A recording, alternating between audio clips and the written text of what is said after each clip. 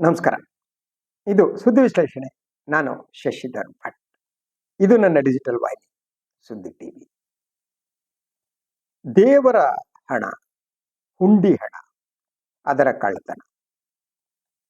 ಇದು ಭಾರತದಲ್ಲಿ ಈಗ ಅತಿಯಾಗಿ ಚರ್ಚೆ ನಡೀತಾ ಇದೆ. ಅದಕ್ಕೆ ಕಾರಣ ಗೊತ್ತು. ಅಯೋಧ್ಯೆ. ಅಯೋಧ್ಯೆಯ ಈ ಒಂದು ಹುಂಡಿ ಹಣದ ಕಳ್ಳತನ ಇದೆಯಲ್ಲ, ಅದು ಹಿಂದೂ ಶ್ರದ್ಧಾಳುಗಳು ಯಾರಿದ್ದಾರೆ ಅವರಿಗೆ ಆಘಾತವನ್ನು ಉಂಟು ಮಾಡಿದೆ. ತನಿಖೆ ನಡೀತಾ ಇದೆ.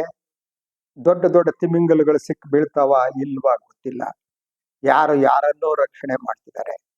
ಸೊ ಕಳ್ಳರು, ಸುಳ್ಳ್ರು, ಅಯೋಗ್ಯರು, ಧರ್ಮ ಭ್ರಷ್ಟರು ಅವರೆಲ್ಲ ಈ ದೇವಾಲಯದ ಸುತ್ತ ಸೇರ್ಕೊಂಡಿರ್ತಾರೆ ಅನ್ನೋದು. ಸೊ ಈಗ ನಾನು ಇನ್ನೊಂದು ಶಾಕಿಂಗ್ ಅಂಡ್ ಬ್ರೇಕಿಂಗ್ ಸುದ್ದಿ. ಅದು ಕೇವಲ ಈ ಹುಂಡಿ ಹಣ ಹೊಡೆಯುವುದು ಅಯೋಧ್ಯೆಗೆ ಮಾತ್ರ ಸೀಮಿತ ಆಗಿಲ್ಲ ಅನ್ನೋದು ಒಂದು. ಈಗ ಬಂದಿರೋ ಸ್ಫೋಟಕ ಮಾಹಿತಿಯ ಪ್ರಕಾರ ಕೇದಾರ್ನಾಥ್ ಮತ್ತು ಬದ್ರಿನಾಥ್ ದೇವಾಲಯದಲ್ಲೂ ಕೂಡ ಹುಂಡಿ ಹಣವನ್ನ ಕಳ್ಳತನ ಮಾಡಲಾಗಿದೆ ಅನ್ನುವ ಗಂಭೀರ ಆರೋಪ ಕೇಳಿಬಂದಿದೆ. ಇದಕ್ಕೆ ಸಂಬಂಧಪಟ್ಟ ಹಾಗೆ ತನಿಖೆಗೆ ಆದೇಶವನ್ನು ಕೂಡ ಮಾಡಲಾಗಿದೆ. ಆದರೆ ಕೇದಾರ್ನಾಥ್ ಮತ್ತು ಬದ್ರಿನಾಥ್ದಲ್ಲಿ ಏನಿದೆಯಲ್ಲ, ಈ ಹುಂಡಿ ಹಣವನ್ನ ಕಳ್ಳತನ ಮಾಡುವುದು ಹೊಸದಲ್ಲ. ಅದಕ್ಕೆ ಸುದೀರ್ಘವಾದ ಇತಿಹಾಸ ಇದೆ. ಅದು ಸ್ವಾತಂತ್ರ್ಯ ಪೂರ್ವದಿಂದನೇ ನಡೆದುಕೊಂಡು ಬಂದದ್ದು. ದೇವರ ದುಡ್ಡನ್ನ ಸ್ವಾತಂತ್ರ್ಯ ಪೂರ್ವದಲ್ಲಿ ಅಲ್ಲಿಯ ಪೂಜಾರಿಗಳು, ಮುಖ್ಯ ಪೂಜಾರಿಗಳು ದುಡ್ಡು ಹೊಡಿತಾ ಇದ್ರು. ಆವಾಗ ಬ್ರಿಟಿಷರ ಕಾಲದಲ್ಲಿ ಒಂದು ಕಾನೂನು ಮಾಡಲಾಯಿತು. ಆ ಕಾನೂನು ಪ್ರಕಾರ ಪೂಜಾರಿಗಳಿಗೆ ಮತ್ತು ಹಣಕಾಸಿನ ವ್ಯವಹಾರಕ್ಕೆ ಸಂಬಂಧ ಇಲ್ಲ ಅಂತ ಇನ್ನೊಂದು ಕಮಿಟಿಯನ್ನ ನೇಮಿಸಲಾಯಿತು. ಈಗ ನೋಡಿದರೆ ಆ ಕಮಿಟಿಯನ್ನ ನೇಮಿಸೋದು ರಾಜ್ಯ ಸರ್ಕಾರ. ಅದು ಏನಾಯ್ತು ಅದನ್ನು ಹೇಳೋದಕ್ಕಿಂತ ಮೊದಲು, ಈಗ ಭೈರವ ಸೇನಾ ಅನ್ನುವ ಒಂದು ಸಂಘಟನೆ ಇಲ್ಲಿ ಕೇದಾರ್ನಾಥ್ ಮತ್ತು ಬದ್ರಿನಾಥ್ದಲ್ಲಿ ಹುಂಡಿ ಹಣವನ್ನ ಕಳ್ಳತನ ಮಾಡಲಾಗ್ತಾ ಇದೆ ಅನ್ನುವ ಆರೋಪ ಮಾಡಿದ್ದು. ಇದು ಆದ್ಮೇಲೆ ಅದನ್ನ ನಿರ್ವಹಣೆಗಿರುವ BKTC ಅಂತ, Badrinath and Kedarnath temple committee ಅಂತ. ಈ ಟೆಂಪಲ್ ಕಮಿಟಿ ನೇಮಕ ಆಗೋದು ಹೇಗೆ ಅಂದ್ರೆ, ಅದು 1939 ಕಾನೂನು ಪ್ರಕಾರ. ಆ ಕಾನೂನು ಯಾವುದು ಅಂದ್ರೆ Badrinath and Shri Kedarnath temple act of 1939. ಈ 39 ಆಕ್ಟ್ ಏನ್ ಹೇಳುತ್ತೆ? the constitution of the committee, strict financial accountability, legal status of the employees, government intervention and rights, ಇದೆಲ್ಲ ಪಾಯಿಂಟ್ಸ್ಗಳು ಈ ಕಾನೂನು ಪ್ರಕಾರ ಇದೆ. ಅದ್ರ ಬಗ್ಗೆ ಅಗತ್ಯ ಬಿದ್ದರೆ ನಾನು ಅದು ವಿವರಣೆಯನ್ನು ಕೂಡ ಕೊಡ್ತೀನಿ ತಮಗೆ. ಸೊ ಇದೇನಿದೆ ಇಲ್ಲಿ, ಈ ಭೈರವ ಸೇನಾ ಏನು ಆರೋಪ ಮಾಡಿದ ಮೇಲೆ ಈ BKTC ಅಧ್ಯಕ್ಷರು ಅವರು ಈ ಬಗ್ಗೆ ಒಂದು ಹೇಳಿಕೆಯನ್ನು ಕೂಡ ಕೊಟ್ಟು, ಅವ್ರು ಅಂದ್ರೆ ಅವ್ರ ಹೆಸರು ಹೇಮಂತ್ ದ್ವಿವೇದಿ ಅಂತ. ಅವ್ರ ಅಧ್ಯಕ್ಷರು. ದ್ವಿವೇದಿಗಳು ಗೊತ್ತಲ್ವಾ? ಈ ಬ್ರಾಹ್ಮಣರಲ್ಲಿ ಚತುರ್ವೇದಿಗಳಿರ್ತಾರೆ, ತ್ರಿವೇದಿ, ಈ ವೇದಗಳನ್ನು ಯಾವ್ದು ನಂಬುತ್ತಾರೆ ಅನ್ನೋದ್ರಲ್ಲಿ ಇವರು ದ್ವಿವೇದಿ. ಇವರು ಈ ದ್ವಿವೇದಿ ಈ BKTC ಅಧ್ಯಕ್ಷರಾಗಿದ್ದಾರೆ. ಅವರು ಅದ್ರ ಬಗ್ಗೆ ಸ್ಪಷ್ಟಪಡಿಸಿದ್ದಾರೆ. ಇದು ತಮ್ಮ ಯಾರು ಅಂತ ಅಂದ್ರೆ ಇವರ ಕಾರ್ಯದರ್ಶಿ ಈ ಕಳ್ಳತನವನ್ನ ಮಾಡಿದ್ದಾರೆ ಅಂತ. ದ್ವಿವೇದಿ ಅವರ ಕಾರ್ಯದರ್ಶಿ ಅದು ಆರೋಪ ಆಗಿತ್ತು. ಟೆಂಪಲ್ ಹಣನೋ ಹುಂಡಿ ಹಣನೋ ಕದ್ದಿದ್ದಾರೆ ಅಂತ ಅವರು ಅದನ್ನ ಸ್ಪಷ್ಟಪಡಿಸಿ, ಅವ್ನು ನನ್ನ ಕಾರ್ಯದರ್ಶಿ ಅಲ್ಲ, ಅವನು ಸರ್ಕಾರಿ ನೌಕರ ಅನ್ನುವ ಸ್ಪಷ್ಟನೆಯನ್ನ ದ್ವಿವೇದಿ ಅವರು ಕೊಟ್ಟರು. ಇದು ಆದ್ಮೇಲೆ ಪ್ರಕರಣ ದಟ್ ಸಾಮಾಜಿಕ ಜಾಲತಾಣಗಳಲ್ಲಿ ಇದರ ವಿವರಗಳು ಪ್ರಾರಂಭ ಆದವು. ಎಲ್ಲ ಚರ್ಚೆ ಪ್ರಾರಂಭ ಆದ್ಮೇಲೆ ಸ್ವತಂತ್ರ ತನಿಖಾ ಸಮಿತಿಯನ್ನ ಇದಕ್ಕೆ ರಚಿಸಲಾಯಿತು ಅಂತ. ಪ್ರಕರಣ ಗಂಭೀರವಾಗಿದೆ ಅನ್ನೋದನ್ನ ದ್ವಿವೇದಿ ಅವರು ಒಪ್ಕೊಂಡ್ರು. ಸೊ ಅದಾದ್ಮೇಲೆ ತನಿಖೆ ಮಾಡಬೇಕು ಅಂತ. ಅದಾದ CCTV ದೃಶ್ಯಾವಳಿಗಳನ್ನು ಕೂಡ ಪರಿಶೀಲನೆ ಮಾಡಲಾಯಿತು. ಆದ್ರೆ ಲಭ್ಯವಿರುವ ದೃಶ್ಯಗಳು ಸ್ಪಷ್ಟವಾಗಿ ಕಾಣಲ್ಲ ಅಂತ. ಈ ಕಳ್ಳರ ಮೋಡಸ್ ಆಫ್ ಆಪರೆಂಡಿ ನೋಡಿ ಹೇಗೆ ಅಂತ. ಇವನ್ ಅಯೋಧ್ಯೆಯಲ್ಲೋದೇನೆ ಫಸ್ಟ್ ಮಾಡುವ ಕೆಲಸ ಅಂದ್ರೆ CCTVಯಲ್ಲಿ ಏನು ಸ್ಪಷ್ಟವಾಗಿ ಕಾಣಬಾರ್ದು. ಅದಕ್ಕೆ ಅಯೋಧ್ಯೆಯಲ್ಲಿ ಏನ್ ಮಾಡ್ತಾ ಇದ್ರು ಅಂತಂದ್ರೆ, ಕಳ್ಳತನ ಮಾಡ್ಬೇಕಾದ್ರೆ ಒಬ್ಬ ವ್ಯಕ್ತಿ ಹೋಗ್ಬಿಟ್ಟು CCTV ಕಡೆ ಬೆನ್ನು ಹಾಕೊಂಡು ನಿಂತ್ಕೊಂಡ್ಬಿಡ್ತಿದ್ದ. ಅವನು ಬೆನ್ನು ಹಿಂದಿನ ಭಾಗ ಕಾಣ್ತಾ ಇತ್ತು. ಸೊ ಹಿಂಗಾಗ್ಬಿಟ್ಟು ಅಲ್ಲಿ ಕಳ್ಳತನ ಮಾಡೋದು ಕಾಣ್ತಾ ಇಲ್ಲ. ಈಗ ಇಲ್ಲೂ ಕೂಡ ಅವರು ಮೊದಲು ಮಾಡಿದ್ದು ಅಂದ್ರೆ CCTVಯಲ್ಲಿ ಸ್ಪಷ್ಟವಾದ ದೃಶ್ಯಗಳು ಕಾಣಕೂಡುದು ಅಂತ. ಸೊ ಈಗ ಏನು ಅಂದ್ರೆ ಕಠಿಣ ಕ್ರಮ ಕೈಗೊಳ್ತೀವಿ, ಇನ್ನೊಂದು ಮಾಡ್ತೀವಿ, ಮತ್ತೊಂದು ಮಾಡ್ತೀವಿ ಅಂತ ಹೇಳಲಾಗ್ತಾ ಇದೆ. ಇದರ ಆದ್ಮೇಲೆ ಇದು ರಾಜಕೀಯ ತಿರುವುಗಳನ್ನು ಕೂಡ ಪಡಿತು.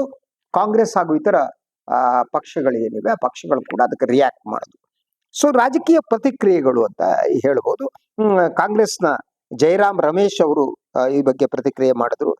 ಅವರು ಬಿಜೆಪಿ ಆಡಳಿತ ರಾಜ್ಯಗಳಲ್ಲಿ ಈ ದೇವಾಲಯಗಳಲ್ಲಿ ಯಾಕೆ ಹಣದ ನಿರ್ವಹಣೆ ಕುರಿತು ಪ್ರಶ್ನೆಗಳ ಹೇಳ್ತಾ ಇವೆ ಅನ್ನೋದು ಬಹಳ ಮುಖ್ಯವಾದ ಪ್ರಶ್ನೆ ಕೂಡ ಇದೆ. ಅಂದ್ರೆ ಎಲ್ಲೆಲ್ಲಿ ಬಿಜೆಪಿ ಆಡಳಿತ ಇದೆಯೋ ಅಲ್ಲಿರುವ ದೇವಾಲಯಗಳು, ಆ ದೇವಾಲಯಕ್ಕೆ ಒಂದು ಕಮಿಟಿ ಇರುತ್ತೆ. ಆ ಕಮಿಟಿಯನ್ನು ಅಲ್ಲಿಯ ಸರ್ಕಾರ ನೇಮಕ ಮಾಡುತ್ತೆ. ಆ ಸರ್ಕಾರ ನೇಮಕ ಮಾಡಿದಾಗ ಅದ್ರ ಜವಾಬ್ದಾರಿ ಸರ್ಕಾರದ್ದು ಅಲ್ವಾ. ಈಗ ಅಯೋಧ್ಯೆ ತೆಗೆದುಕೊಳ್ಳಿ ಸರ್. ಅಯೋಧ್ಯೆಯ ಟ್ರಸ್ಟ್ ನೇಮಕ ಮಾಡಿದ್ದು ಪ್ರಧಾನಿ ನರೇಂದ್ರ ಮೋದಿ ಅವರು ಮತ್ತು ಗೃಹ ಸಚಿವ ಅಮಿತ್ ಶಾ ಅವರು. ಅವ್ರ ಜವಾಬ್ದಾರಿ ಕೂಡ ಪ್ರಶ್ನೆ ಮಾಡ್ಬೇಕಲ್ವಾ. ಅವರು ನೀವು ಎಂಥವರನ್ನ ನೇಮಕ ಮಾಡಿದ್ದೀರಿ? ಇವತ್ತು ಟೆಂಪಲ್ಗಿಂತದ್ನ ನೀವು ನೇಮಕ ಮಾಡಿದ್ರೆ ಉಳಿದ ಕಡೆನೂ ಇಂಥ ಕಳ್ಳರು, ಸುಳ್ರು, ಅಯೋಗ್ಯರು, ಭ್ರಷ್ಟರು, ನೀಚರು ಅವ್ರನ್ನ ನೀವು ನೇಮಕ ಮಾಡಿಲ್ಲ ಅಂತ ನಂಬೋದು ಹೇಗೆ? ಆದ್ರಿಂದ ನೀವು ಜವಾಬ್ದಾರಿಯಿಂದ ಅದನ್ನು ತಪ್ಪಿಸಿಕೊಳ್ಳೋದಕ್ಕೆ ಆಗಲ್ಲ. ಅವರ ಜವಾಬ್ದಾರಿ ಇದೆ. ಸೊ ಇದಕ್ಕೆ ನಾನು ಅದರಿಂದ ಈಗ ನಾನು ಮಾತನಾಡ್ತಾ ಇರುವಂತ ಬದ್ರಿನಾಥ್ ಮತ್ತು ಕೇದಾರ್ನಾಥ್ ಟೆಂಪಲ್ ತಗೊಳ್ಳಿ. So the original act enacted in 1939, the United Provinces Act of so and so was created to establish a structure, transparent and legally accountable governance model for the shrines. Prior to this act, temple management was plagued by a corruption and constant financial friction between the high priests and the local royal Tehri Darbar. So ಇದು ಅವಾಗ ಬ್ರಿಟಿಷರ ಕಾಲದಲ್ಲಿ ಇದಕ್ಕಿಂತ ಆದ ತಕ್ಷಣ government ಆಗಿನ British ಸರ್ಕಾರ it took it seriously. ಯಾಕಂದ್ರೆ ಕಾಸು ಬಂದಿರೋದೆಲ್ಲ ಪ್ರಿಸ್ಟ್ ಯಾರಿದ್ದಾರೆ, ಪೂಜಾರಿಗಳು, ಅವರು ಇವರು ಹೊಡ್ಕೊಂಡು ಹೋಗ್ತಾ ಇದ್ರು. ಅದನ್ನ ಕ್ಲಿಯರ್ ಆಗಿ ಆಕ್ಟ್ ಮೇಲೆ ಹೇಳ್ತಾರೆ, ಈ ಕಾರಣಕ್ಕಾಗಿ ನಾವು ಮಾಡಲಾಗಿದೆ ಅಂತ. ಸೊ ಇದೇನು ಇದ್ರಲ್ಲಿ ಏನ್ ಅನ್ಸುತ್ತೆ, ನಾವು ದ ರಾವಲ್ ಅಂತ ಹೈ ಪ್ರಿಸ್ಟ್ಗೆ ಅಲ್ಲಿ ರಾವಲ್ ಅಂತ ಕರೀತಾರೆ. ಕೇದಾರ್ನಾಥ್ ಮತ್ತು ಬದ್ರಿನಾಥ್ ಅಲ್ಲಿ ರಾವಲ್ ಅಂದ್ರೆ ಹೈ ಪ್ರಿಸ್ಟ್ ಅಂದ್ರೆ ಪ್ರಧಾನ ಅರ್ಚಕ ಅಂತ ನಾವು ಹೇಳ್ಬೋದು. ಈ ಪ್ರಧಾನ ಅರ್ಚಕ the act strictly restricts the raval to spiritual and priestly duties. According to this act, ಅಲ್ಲಿಯ ಪ್ರಧಾನ ಅರ್ಚಕರು ಏನಿದ್ದಾರೆ ಅವರು ರಾವಲ್ ಅಂತ ಏನ್ ಕರಿತೀವಿ, ಅವರು ಸ್ಪಿರಿಚುವಲ್ ಅಂಡ್ ಪ್ರಿಸ್ಟ್ಲಿ ಡ್ಯೂಟೀಸ್, ಅವರು ಸ್ಪಿರಿಚುವಲ್ ಆದದ್ದು, ಆಧ್ಯಾತ್ಮಿಕವಾದ್ದು ಮತ್ತು ಧಾರ್ಮಿಕವಾದ ಚಟುವಟಿಕೆಗೆ ಅವರು ಸೀಮಿತರಾಗಿರಬೇಕು ಅಂತ. They have no executive or financial control. ಅವರಿಗೆ ಯಾವುದೇ ಕಾರ್ಯಕಾರಿ ಅಧಿಕಾರ ಆಗಲಿ ಆರ್ಥಿಕ ನಿಯಂತ್ರಣ ಆಗಲಿ ಇರಕೂಡುದು ಅಂತ ಯಾಕೆ ಬಹಳ ಸ್ಪಷ್ಟವಾಗಿ ಹೇಳುತ್ತೆ. ಈಗಿರುವ ಈ ಕಮಿಟಿ ಏನಿದೆ, ಇದರ constitution, the committee is government regulated body, currently consist of 17 board members. 17 ಜನ ಈ ಬೋರ್ಡ್ ಮೆಂಬರ್ಸ್ ಇದ್ದಾರೆ. ಇಟ್ ಈಸ್, ಈ ಕಮಿಟಿ ಏನಿದೆ ರೆಗ್ಯುಲೇಟೆಡ್ ಬಾಡಿ ಕನ್ಸಿಸ್ಟಿಂಗ್ ಆಫ್ 17 ಇವರು, ಅದು ಸರ್ಕಾರದ ನಿಯಂತ್ರಣದಲ್ಲಿರುವ ಕಮಿಟಿ. ಸರ್ಕಾರ ಏನ್ ಬದಕಾಯ್ತಿಂತ ಬಾಯಿಲಿ ಏನ್ ಹಾಕೊಂಡು ಕಡುಕು ಹಾಕೊಂಡು ಕೂತಿದ್ರ? ಬಿಜೆಪಿ ಸರ್ಕಾರ ಅಲ್ಲ ಉತ್ತರಾಖಂಡದ್ದು. ಏನ್ ಮಾಡ್ತಿದ್ರು ಅವರು? ಅವರೇ ನೇಮಿಸಿದಂತ ಸಮಿತಿ, ಅವ್ರ ನಿಯಂತ್ರಣ ಇರ್ಬೇಕಲ್ವಾ. ಸೊ ನೋಡಿ, strict financial accountability and custody ಅನ್ನೋ ಪಾಯಿಂಟ್ ಅನ್ನು ಕೂಡ ಈ ಕಾನೂನು ಹೇಳುತ್ತೆ. So asset safeguarding, according to section 23 of the act, the committee is legally obligated to arrange for the absolute safe custody of all temple funds, valuable securities and jewelries. ದೇವಸ್ಥಾನಕ್ಕೆ ಬಂದಿರುವ ಹಣ, so ಅದರ ಜೊತೆಗೆ ಬಂದಂತಹ ಆಭರಣಗಳು, ಬಂಗಾರದ್ದು, ಬೆಳ್ಳಿದು ಎಲ್ಲವನ್ನ ಸುರಕ್ಷಿತವಾಗಿ ಕಾಯಬೇಕಾದಂತಹ ಹೊಣೆಗಾರಿಕೆ ಈ ಕಮಿಟಿಯ ಮೇಲೆ ಇರುತ್ತೆ. ಆದ್ರೆ ಈ ಕಮಿಟಿಯ ಮುಖ್ಯಸ್ಥ ದ್ವಿವೇದಿ ಅವರು, ದ್ವಿವೇದಿ ಅಂದ್ರೆ 2 ವೇದ ಓದಿದವರು, ಯಾವ ವೇದವನ್ನು ಓದಿದಾರೆ ಗೊತ್ತಿಲ್ಲ ಅವ್ರು ಈ ವೇದ ಏನ್ ಕಲ್ಸಿದೆ ಗೊತ್ತಿಲ್ಲ. ಈ ದ್ವಿವೇದಿ ಇವರು ಏನಿದ್ದಾರೆ, ಇದು ಯಾರೋ ಸರ್ಕಾರಿ ನೌಕರರು ಮಾಡಿದ್ದು ಕಂಡ್ರಿ ಅಂತ ಕೈ ತೊಳ್ಕೊತಾರೆ. What is his responsibility? ಇವರ ಜವಾಬ್ದಾರಿ ಮತ್ತು ಸರ್ಕಾರ ಜವಾಬ್ದಾರಿ. ಯಾಕಂದ್ರೆ ಇದು ಜನರ ನಂಬಿಕೆಗೆ ಸಂಬಂಧಪಟ್ಟಿದ್ ಕಂಡ್ರಿ. ತಾವು ದುಡಿದ ಹಣವನ್ನು ತಗೊಂಡು ದೇವರಿಗೆ ಸಮರ್ಪಣೆ ಮಾಡಬೇಕು ಅಂತ. ನೀವು ದಕ್ಷಿಣ ಭಾರತವ್ರು ಕೇಳಿ, ಅವ್ರು ಕಾಶಿಗೆ ಹೋದವ್ರ ನಂತರ ಕೇದಾರನಾಥ ಬದರಿನಾಥಕ್ಕೆ ಹೋಗ್ತಾರೆ ಅಲ್ವಾ. ನಂಬಿಕೆ, ನಂಬಿಕೆಯನ್ನು ಪ್ರಶ್ನಿಸ್ಕೊಡ್ತು. ನಾನು ವಿಸಿಟ್ ಮಾಡಿರುವ ದೇವಸ್ಥಾನಗಳು ಇದು ಯಾವುದು ನಾನು ವಿಸಿಟ್ ಮಾಡದೇ ಇರೋದಲ್ಲ. ಉತ್ತರ ಭಾರತ ಬಹುತೇಕ ಎಲ್ಲ ದೇವಸ್ಥಾನಗಳಿಗೂ ಹೋಗಿದ್ದೀನಿ ನಾನು. ನನಗೆ ಅಲ್ಲಿ ಹೋದಾಗ ಅಲ್ಲಿ ಆ ಪೂಜಾರಿಗಳು ಅಲ್ಲಿ ವ್ಯವಸ್ಥೆ ನೋಡಿ ಶಾಕ್ ಆಗ್ಬಿಟ್ಟಿದೆ. ನಮ್ಮ ಪೂಜಾರಿಗಳೇ ಬೆಟ್ರಪ್ಪ ದಕ್ಷಿಣದವರು ಅಂತ ನಾನು ಎಷ್ಟೋ ಸಲ ಅಂದ್ಕೊಂಡಿದ್ದೆ. ಎಲ್ಲ ನೋಡಿದ್ರೆ ಒಂದು ಕಳ್ಳರು ಸುಳ್ರು ಟೈಪ್ ಕಾಣ್ತಾರೆ ಅವರು ಕುತ್ಕೊಳ್ಳೋದು. ನೀವು ಫಾರ್ ಎಕ್ಸಾಂಪಲ್ ಈ ಕಾಶಿಗೆ ಹೋದ್ರೆ ನೋಡಿರ್ತೀವಿ, ಎಲ್ಲ ಪಾಂಡಗಳಂತ ಇರ್ತಾರೆ. ಅವರು ಇಲ್ಲಿಂದ ಹೋಗೋರು ತಮ್ಮ ಕುಟುಂಬದಲ್ಲಿ ಯಾರೋ ಹಸುನಿಗಿದ್ರೆ ಅವರ ಅಂತಿಮ ಸಂಸ್ಕಾರವನ್ನ ಕ್ರಿಯೆಯನ್ನು ಮಾಡೋದಕ್ಕೆ ಕಾಶಿಗೆ ಹೋಗ್ತಾರೆ. ಕೆಲವೊಮ್ಮೆ ದೇಹದ ಇದನ್ನ ತಗೋ ಅಸ್ಥಿಯನ್ನ ಇನ್ನೊಂದು ತಗೊಂಡೋಗಿ ಗಂಗಾ ನದಿಯಲ್ಲಿ ಬಿಡ್ತಾರೆ, ಎಲ್ಲ ಮಾಡ್ತಾರೆ. ನೀವಲ್ಲಿ ಪಾಂಡಗಳು ನೋಡಿದ್ರೆ ಅವ್ರು ನಿಮ್ಮನ್ನು ಬೆನ್ನಟ್ಕ ಬರ್ತಾರೆ. ಅವರು ಪಾಂಡಗಳು ಹಿಂಗಲ್ಲ, ಅವರು ರಕ್ತ ಎಲ್ಲ ಸೇರಿ ಇಡೀ ಹೀರ್ತಾರೆ. ದೇವ್ರ ಅಂತವ್ರನ್ನ ಯಾಕೆ ಹತ್ರ ಇಟ್ಕೊತಾರೆ ಗೊತ್ತಿಲ್ಲ ನನಗೆ. ಆ ಪಾಂಡಗಳ ಹಿಂಸೆಯಿಂದ ದಕ್ಷಿಣ ಭಾರತದಿಂದ ಹೋದವರು ಅನುಭವಿಸೋದು ಒಂದೆರಡಲ್ಲ, ಅದಕ್ಕೆ ನಿಯಂತ್ರಣನೇ ಇಲ್ಲ. ಆ ಪಾಂಡಗಳು ಕೂತಿದ್ ಮಾಡಿಸ್ತೀನಿ ಅಂತ ನಿಮ್ಗೆ ಏನಾದ್ರು ಗೊತ್ತಿಲ್ಲ ಅಂತಂದ್ರೆ ನೀವು ಸತ್ತವ್ರದ್ದು ಅಂತ್ಯ ಕ್ರಿಯೆಗಳು ಹಾಳಾಗೋಗ್ಲಿ, ನೀವು ಬದುಕಿರೋರ್ದೇ ಅಂತ್ಯಕ್ರಿಯೆ ಮಾಡಕ್ ಕೊಡ್ತಾರೆ. ಅಂತಹ ಅರ್ಚಕರುಗಳು ಇವರು ಅಲ್ಲಿ ಇದ್ದಾರೆ. ಸೊ ಅದ್ರ ಜೊತೆಗೆ ಇದು ಬಹಳ ಈ ರೂಲ್ಸ್ ಬಗ್ಗೆ ಮಾತಾಡ್ತಾ ಇದ್ದೇನೆ. ಗೌರ್ಮೆಂಟ್ ಇಂಟರ್ವೆನ್ಷನ್ ರೈಟ್ಸ್ ಅನ್ನುವುದು ಕೂಡ ಇದರಲ್ಲಿ ಈ ಕಾನೂನಲ್ಲಿ ಒಂದು ಅಂಶ ಇದೆ. ಅದೇನ್ ಹೇಳುತ್ತೆ, power to inspect the state government. ಇಲ್ಲಿ ಬಿಜೆಪಿ ಸರ್ಕಾರ ಇದೆ ಉತ್ತರಾಖಂಡದಲ್ಲಿ. Please note it. ಇವರು ರಾಮ ಹನುಮಂತ ಇದ್ದ ದೇವ್ರ ಬಗ್ಗೆ ಹೇಳುವವರು ಇವರ ನಿಯಂತ್ರಣದಲ್ಲಿರುವ ದೇವಸ್ಥಾನ ಇದೆ. ಇವರೇ ಏನ್ ಹೇಳುತ್ತೆ, power to inspect the state government retains the statutory right to appoint an officer to inspect all immovable property, records, plans, correspondence and accounts belonging to the temples. ದೇವಸ್ಥಾನಕ್ಕೆ ಸೇರಿದಂತಹ ಇಮ್ಮೂವೇಬಲ್ ಪ್ರಾಪರ್ಟಿಗಳು, ರಿಕಾರ್ಡ್ಗಳು, ದಾಖಲೆಗಳು, ಯೋಜನೆಗಳು, ಪತ್ರ ವ್ಯವಹಾರಗಳು, ಅಕೌಂಟ್ಗಳು ಎಲ್ಲವನ್ನ ನೋಡುವ ಅಧಿಕಾರವನ್ನ ರಾಜ್ಯ ಸರ್ಕಾರಕ್ಕೆ ಈ ಕಾನೂನು ಕೊಡುತ್ತೆ. ಹಾಗಿದ್ರೆ ಅಲ್ಲಿ ಏನು ಭೈರವಸೇನ ಆರೋಪ ಮಾಡದಂತೆ ಅಲ್ಲಿ ಇದೆಲ್ಲ ನಡೆದಿದೆ, ಮೇಲ್ನೋಟಕ್ಕೆ ನಿಜ ಅನ್ನುವ ಮಾತನ್ನ ದ್ವಿವೇದಿಯವರು ಒಪ್ಕೋತಾರೆ. ಹಾಗಿದ್ರೆ ಸರ್ಕಾರ ಏನ್ ಮಾಡ್ತಾ ಇತ್ತು? ಉತ್ತರಾಖಂಡ್ ಸರ್ಕಾರ ಅಲ್ವಾ? ಇದು ಜನರ ಭಕ್ತಿಯ ಜೊತೆ ನಂಬಿಕೆಯ ಜೊತೆ ಆಟ ಆಡೋದಲ್ವಾ? ಇದನ್ನ ಪ್ರಶ್ನೆ ಕೇಳಿದ್ರೆ ಏನ್ರಿ ಬೇದಾರನಾಥ ಅಲ್ಲೆಲ್ಲ ಹೋಗ್ಬಿಟ್ಟು ನೀವೇನ್ರಿ ಕಾಣಿಕೆ ಹಾಕಿದಿರೇನ್ರಿ? ಅಲ್ಲಿ ಹೋಗಿದ್ದೇನೆ ನಾನು. ಕೇದಾರನಾಥ ಬದ್ರಿನಾಥ ಗೊತ್ತು ನನಗೆ, ಕಾಶಿನೂ ಗೊತ್ತು ನನಗೆ. ಗೊತ್ತಿಲ್ಲದೆ ನಾನು ಮಾತನಾಡಲ್ಲ. ಅಲ್ಲ ವಿಸಿಟ್ ಮಾಡಿದವ್ ನಾನು, ಉತ್ತರ ಭಾರತ ಎಲ್ಲ ವಿಸಿಟ್ ಮಾಡಿದ್ದೀನಿ. ಈಗ ಕೇಳ್ತಾರೆ, ಈಗ ನೀವೇನ್ರಿ ಹಿಂದೂಗಳಿಗೆ ಕಂಡ್ರಿ, ನೀವು ನಗರ ನಕ್ಸಲ್ರು, ನಾವೇನು ಹಿಂದೂಗಳು ಕಾಸು ಹೊಡ್ಕೋತೀವಿ, ಹುಂಡಿ ಹಣ ತಗೊಂಡು ಹೋಗ್ತೀವಿ, ಆಸ್ತಿ ತಗೋತೀವಿ, ಲ್ಯಾಂಡ್ ವ್ಯವಹಾರ ಮಾಡ್ತೀವಿ, ನೀವ್ಯಾರ್ರಿ ಕೇಳಕ್ಕೆ? ಇಂಥ ಸ್ಥಿತಿಯಲ್ಲಿ ಇದೆ ಅಂತ. ಅದ್ರ ಜೊತೆಗೆ ನಾನು ಹೇಳ್ದಂತ ಈ ಜಯರಾಮ್ ರಮೇಶ್ ಅವರು ಎತ್ತಿರುವ ಪ್ರಶ್ನೆ ಇದೆಯಲ್ಲ, ಅದು ಬಹಳ ಮುಖ್ಯವಾದ್ದು ಅಂತ. ಸೊ ನೋಡಿ, ಇದ್ರ ಜೊತೆಗೆ ಈ ಕಾನೂನಲ್ಲಿ ಇನ್ನೊಂದು ಹೇಳ್ತಾರೆ, the specific criminal penalties a temple official faces under Indian law for a breach of trust. Here you can see the breach of trust. ಇದು ಬ್ರೀಚ್ ಆಫ್ ಟ್ರಸ್ಟ್ ಅನ್ನೋದಲ್ಲಿ ಅನುಮಾನ ಬೇಕಾಗಿಲ್ಲ.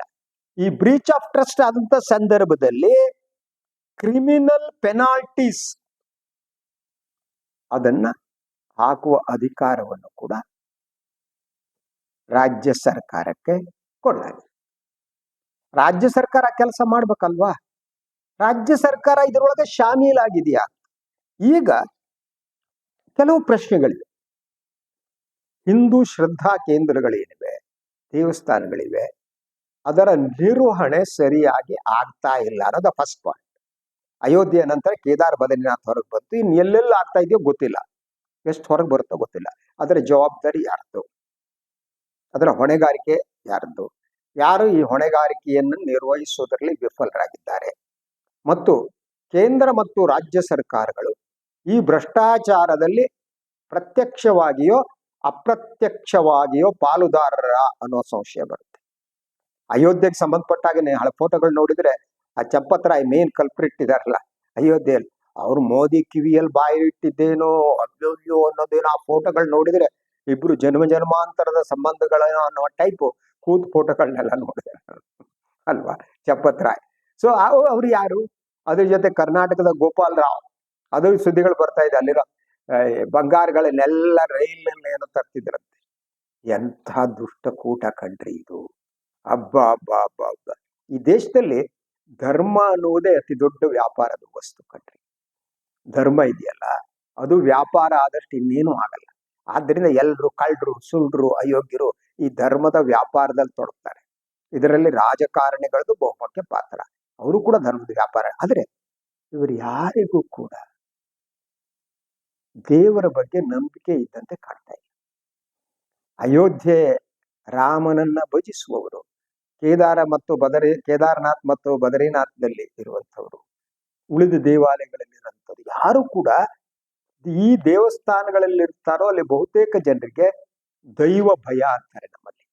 ಆ ದೈವ ಭಯ ಇದ್ದಂತೆ ಕಾಣ್ತಾ ಇಲ್ಲ. ಆದ್ರಿಂದ ಅವರಿಗೆ ಇದೊಂದು ವ್ಯಾಪಾರ.